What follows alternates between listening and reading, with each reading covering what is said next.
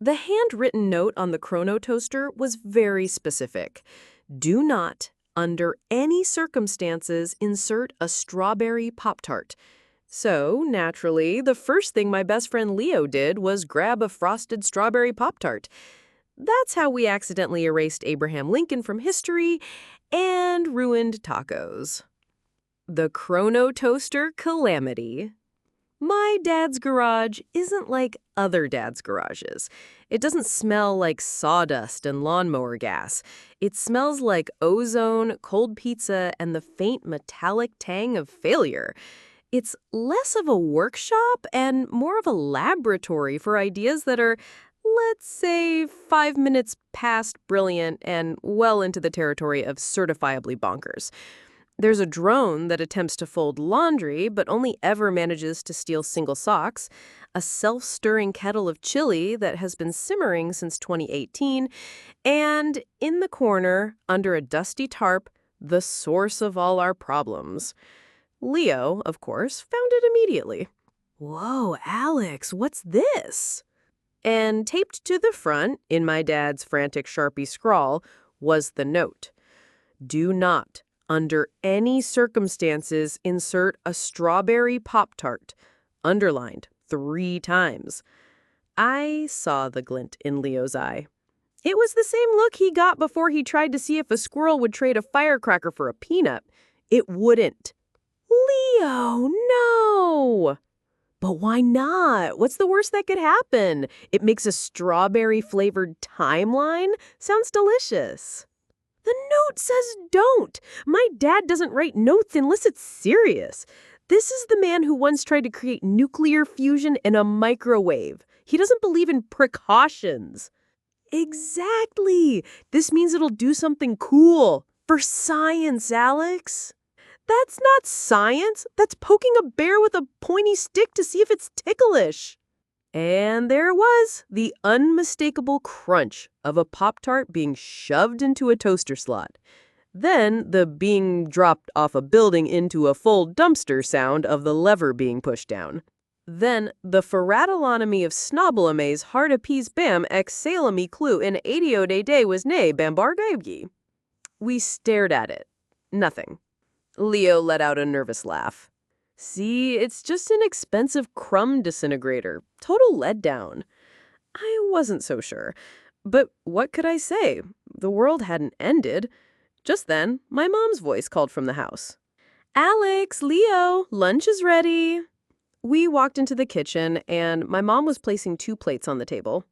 On each plate was a sad beige triangle oozing a brownish paste. "What is that?" Leo asked, poking it. "It's lunch, sweetie. Taco-adjacent nutrient paste triangles. Your favorite." "Taco-adjacent? What happened to actual tacos? The crunchy shell, the seasoned beef, the glorious cheese. This looked like something you'd feed a dying houseplant." That's when I saw it. On the counter was some cash that my mom had left for the pizza guy, or I guess the nutrient paste delivery drone. I picked up a $5 bill. It felt wrong.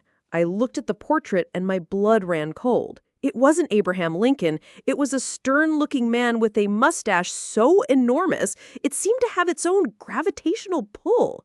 Below the portrait, it read, "President Bartholomew Higgins." "Leo," I whispered, my voice trembling, "we have a problem." We sprinted to the living room and yanked my history textbook off the shelf. Frantically, we flipped to the chapter on the Civil War. It was all wrong. The war was apparently won not at Gettysburg, but at the Battle of Richmond, where President Higgins, a former badger farmer from Ohio, confused the Confederate Army by releasing 2,000 angry badgers onto the battlefield. The Gettysburg Address was replaced by a footnote mentioning the Gettysburg Grievance, a famously dull 3-hour speech President Higgins delivered about the importance of crop rotation. We had done it! The Pop-Tart did it! We had broken history. Okay, I paced the living room trying to think. The toaster's dial, it's stuck. What does it say? Leo ran to the garage and came back pale. November 19th, 1833, Gettysburg, Pennsylvania. The date of the Gettysburg Address. It all clicked. The Pop-Tart must have materialized right in front of Abraham Lincoln as he was about to give his speech.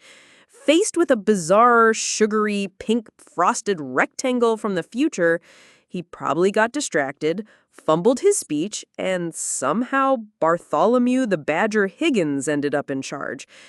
And President Higgins clearly was a man who had never experienced the joy of a taco. We have to fix it, I said. We have to send something back to counteract the Pop-Tart. What do we send? A better speech? A history book?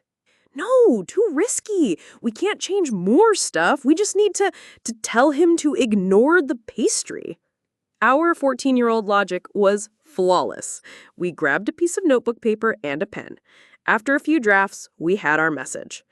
Dear Abe, ignore the pink frosted rectangle. It is a distraction. Your speech is very important. Sincerely, 2 kids from the future. P.S. Don't eat it. Perfect. Now we just had to send it. We ran back to the garage, but the Chrono-Toaster was just sitting there. Its tubes were dark. It was out of juice. It needs more power, Leo yelled, already looking around frantically. The power surge must have drained it. What followed was the most frantic, slapstick 10 minutes of my life. I found the emergency battery for my dad's lawnmower while Leo grabbed a huge, tangled string of Christmas lights. We wired the battery to the toaster's cord. It sputtered, but wasn't enough. More, I shouted. Leo rummaged in a drawer and came out with a box of 9-volt batteries. I use these for my projects, he said. We started taping them together, creating a bizarre battery centipede. As we worked, reality started to flicker. The garage wallpaper briefly flashed to a gaudy plaid pattern. My pet hamster Squeaky, who was in his cage on the workbench, suddenly stood on his hind legs and declared in perfect French, "Le chaise est vieux." The cheese is old. Hurry, I yelled, shoving our handwritten note into the toaster slot. We connected our battery centipede. The Christmas lights flashed violently. The toaster hummed, louder this time, a deep groan that shook the whole garage. The vacuum tubes glowed a brilliant, unstable green. With a final, desperate shove, I slammed the lever down. Snap! The world lurched. It felt like being on a roller coaster that hit a brick wall. The lights stopped flickering. The wallpaper was normal. Squeaky went back to nibbling on a sunflower seed. We both fell to the floor, dizzy. Slowly, shakily, we got up. Did it work? Leo whispered.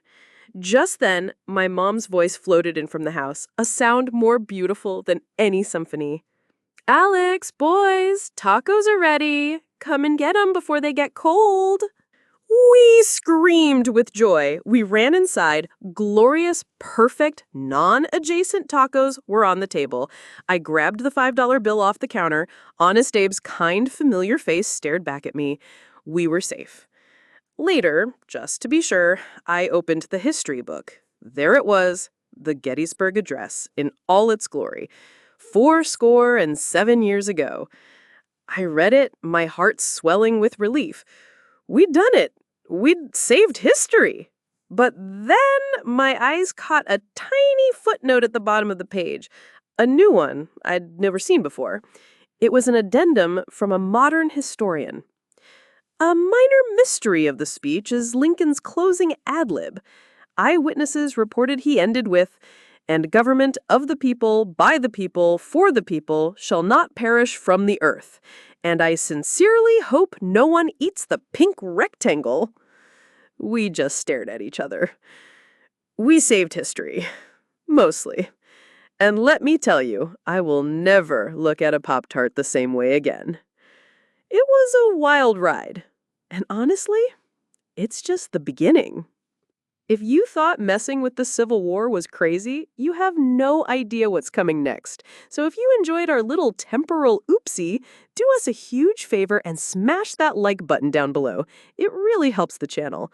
And make sure you subscribe and ring that notification bell because you are not going to want to miss what my dad's other inventions can do.